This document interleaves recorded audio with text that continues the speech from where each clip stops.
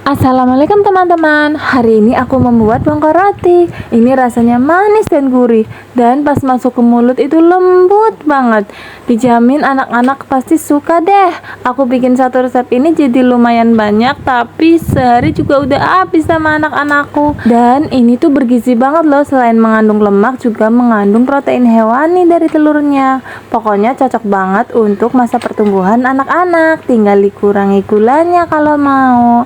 Langsung aja yuk cara buatnya. Bahan-bahannya di sini aku punya roti tawar. Ini ada sekitar 8 buah. Sebenarnya isinya 10 tapi yang 2 udah kemakan. Lalu ini santan dari setengah butir kelapa ya. Kalau misalnya nggak ada santan seperti ini, bisa pakai santan instan yang diberi air. Lalu ada gula pasir, aku pakai 4 sendok makan. Kalau nggak terlalu suka manis bisa dikurangi. Lalu 1 sendok teh garam dan juga 1 butir telur. Cara buatnya mudah banget nih. Pertama kita potong-potong dulu rotinya kotak-kotak seperti ini. Untuk roti tawarnya bebas, kebetulan aku punyanya yang warna hijau, jadi aku pakai seadanya ya teman-teman.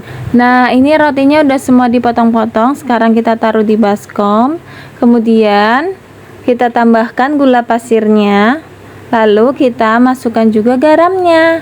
Kalau misalnya kalian punya vanili essence atau vanili bubuk, boleh ditambahkan ya teman-teman, tapi karena aku udah habis jadi aku nggak pakai. Nah karena aku baru pertama bikin, jadi nggak tahu takaran santannya, jadi aku taruh aja di gelas takar sebanyak 400 ml. Bisa pakai santan instan, lalu ditambahkan air sebanyak 350 ml. Sekarang kita masukkan santannya sedikit demi sedikit ya, sambil diaduk-aduk. Pertama aku masukin santannya sekitar 300 ml ya. Aku coba aduk-aduk dulu. Kalau misalnya masih kurang cair, baru deh aku tambahin lagi.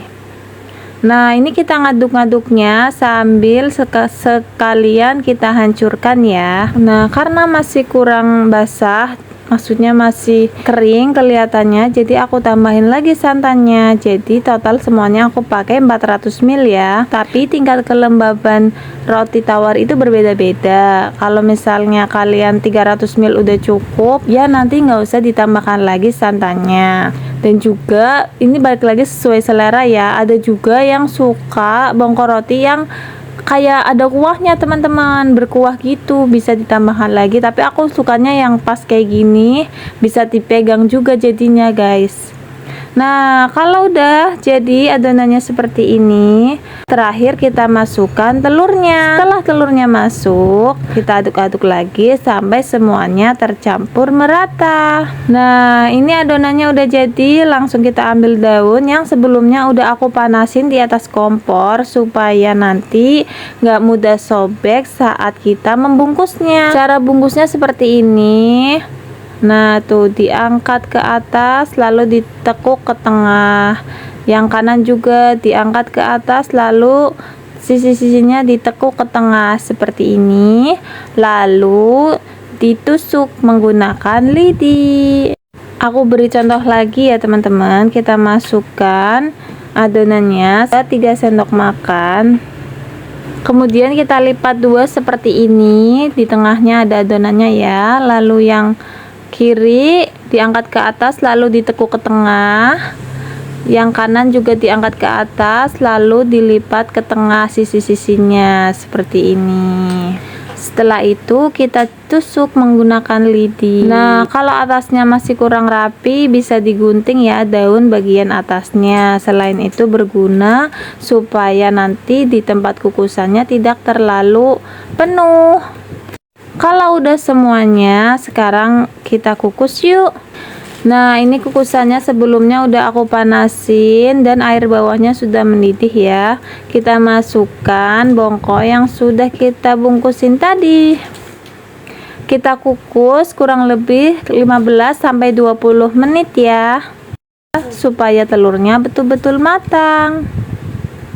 Nah ini udah 20 menit, sudah bisa kita angkat. Ini dia hasilnya teman-teman, cantik banget kan. Kebetulan tuh warnanya hijau jadi makin cantik. Sekarang aku mau cobain ya. Nih, bentukannya menggoda banget kan? Nih, dipotong lembut banget, guys. Beneran. Pas dimakan tuh di mulut gurih, manis, legit gitu, enak banget. Jadi satu, bikin mulut tuh nggak bisa berhenti ngunyah.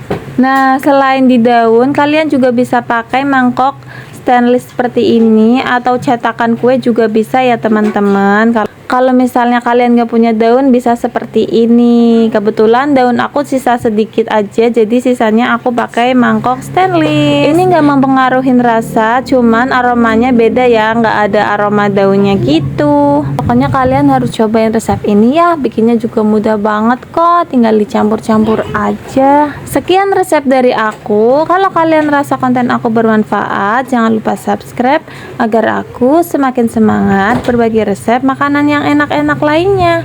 Terima kasih teman-teman. Assalamualaikum, selamat mencoba.